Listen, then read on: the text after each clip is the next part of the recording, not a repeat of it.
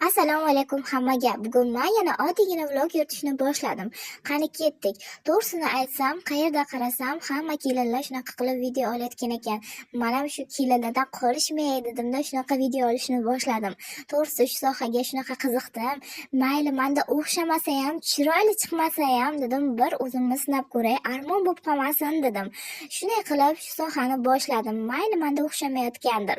Gap bilan bo'lib darusxonani ham supurdim, hovlini ham supurdim, tashqaridagi karavotni ustini ham supurdim. Ko'rganlaringizdek har doimgidek darusxonani yaltilatib artdim. Keyin qarasam, tashqariga Oyjongullar xafa. Voy, biza chang bo'lib ketdik dedi. Kelinglar sizlarga o'zim suv sepib chiroyli qilib qo'yaman dedim. Shunday qilib keyin hovlini burchatkasiga suv sepdim, lekin men o'ylaganday yaltillab turmadi. Shvabra bilan lattadan qo'ymasin dedimda, hamma joyini yaxshilab artdim keyin. Mana bu yerda videoga nima uchun stiker qo'yib qo'yibsiz deyotgan bo'lsa kerak. Shu yerda yashiradigan bir nimam bor edi, shuning uchun shunaqa stiker qo'yib qo'yganman. Shunday qilib ishimni tugatdim, keyin meni chaqalog'im chaqirdi.